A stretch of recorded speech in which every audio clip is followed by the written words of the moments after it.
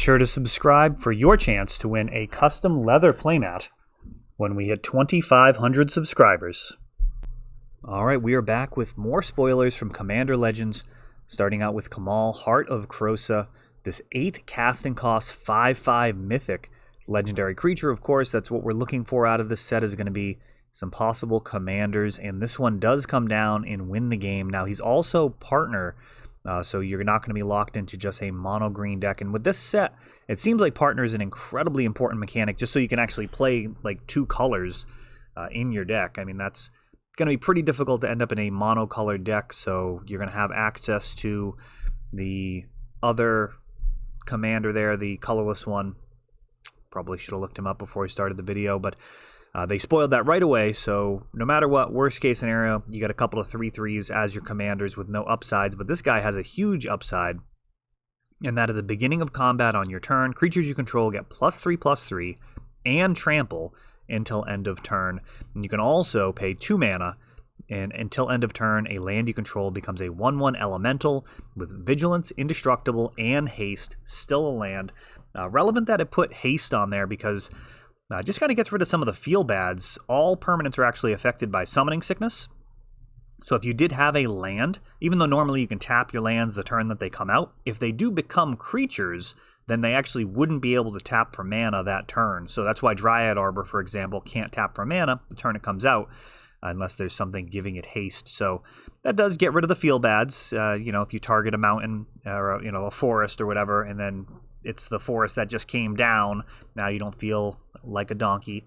And it also, I guess, gives you even greater reach to be able to use all of your lands. If you somehow have enough mana to turn them all into creatures, then you can actually attack with all of them. So yeah, really solid. I mean, +3/+3 and trample, and always having access to an overrun effect for 8 is pretty impressive. And I expect this guy to be pretty solid. I mean, you can just cast him from the command zone and likely KO at least one opponent. And then on subsequent turns, I mean, you've got enough that you could realistically just start taking down people one at a time, if not at a faster clip.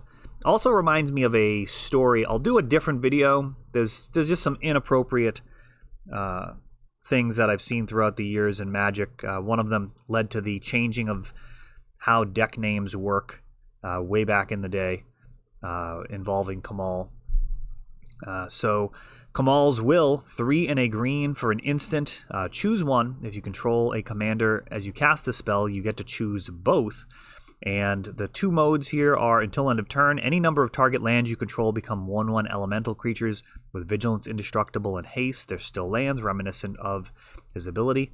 And then also you can choose a creature you don't control. Each creature you control deals damage equal to its power to that creature, just really ganging up to take down a single threat. So it's an interesting card. I suspect that you're going to be happy sleeving this up, as it's a piece of removal and potentially going to get some extra upside by mobilizing your mana base.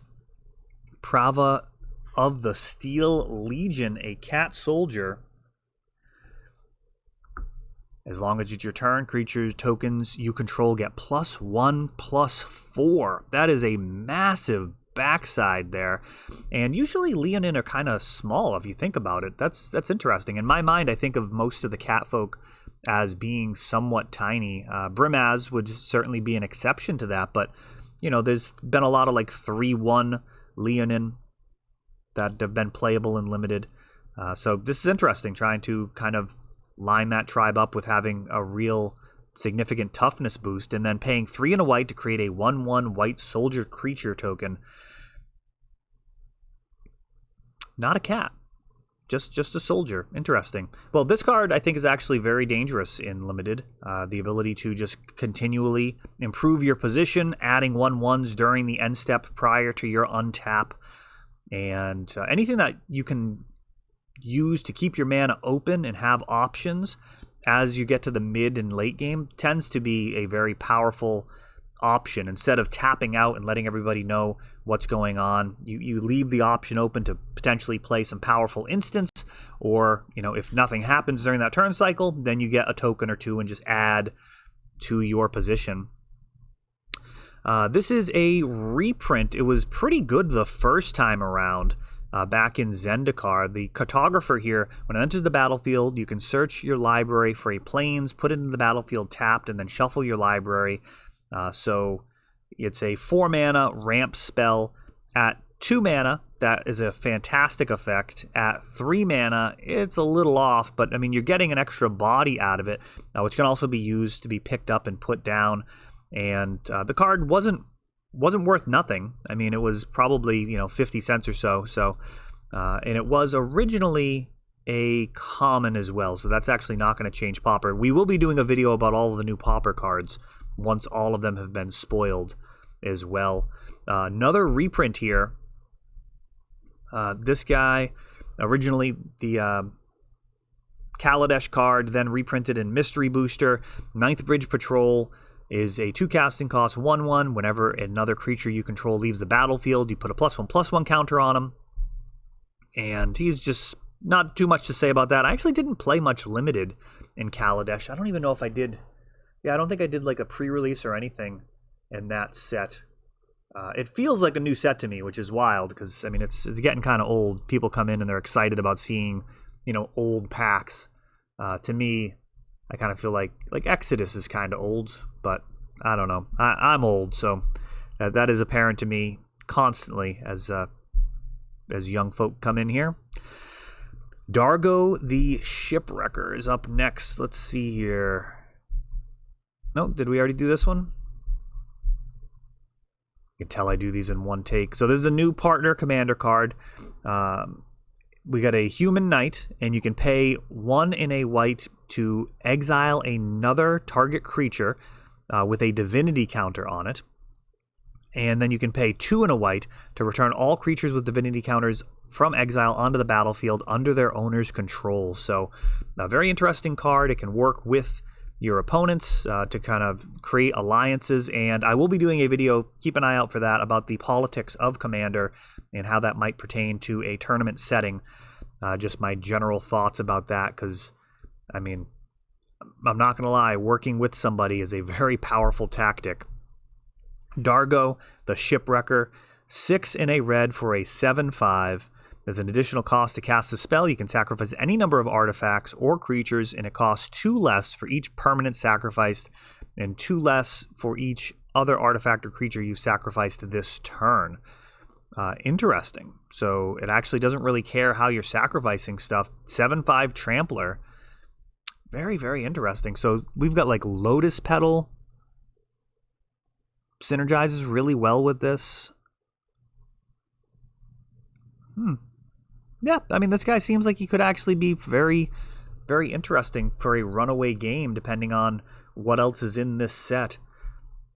Yeah, no, not bad. Not bad.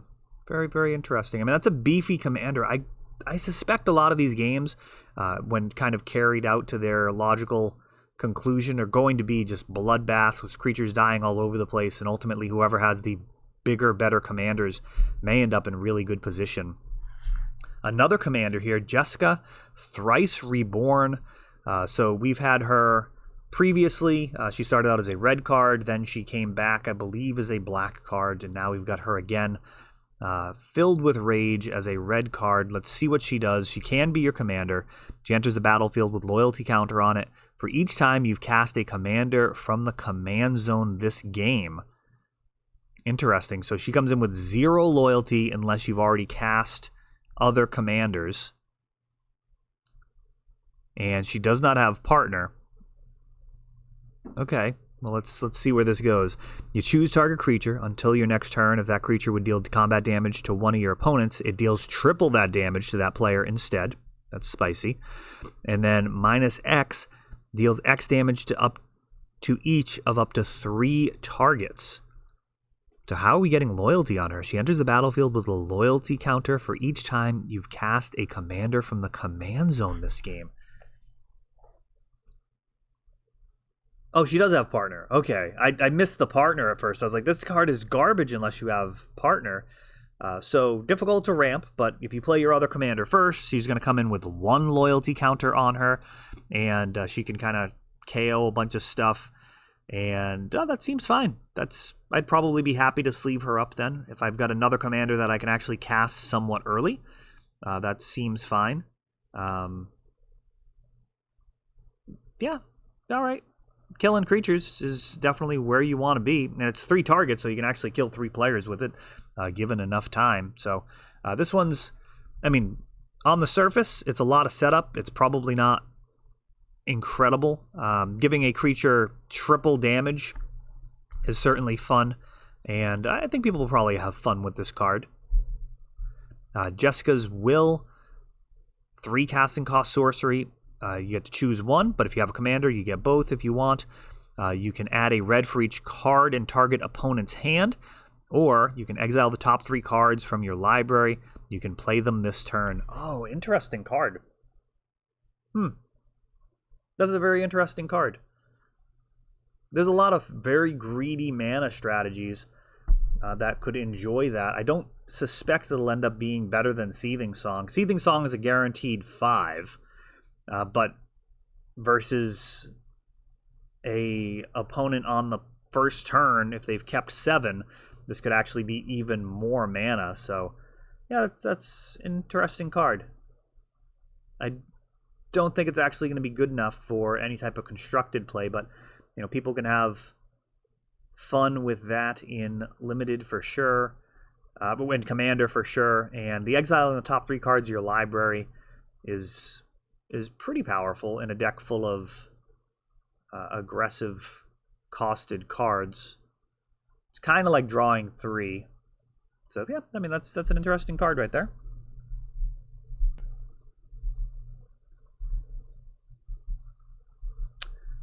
Wow, that's actually not a ton of spoilers here for Thursday. I guess I'll just get a couple of my thoughts out on how Conspiracy played out when that set came out, and what that might look like for Commander Legends. Now, most likely, if you're in any place that's actually in a shutdown due to coronavirus, well, due to the response to coronavirus, you're probably not going to be doing much in the way of Commander pods. So this release, I think, is going to be a bit of a mess. I think people are pretty much just going to be opening these packs just to get some cards compared to being like a proper release. This would be a beautiful thing if we had just a store full of people and we were doing pods and just firing off sealed deck after sealed deck. I mean, that would be really, really fantastic, but that is not where we're at.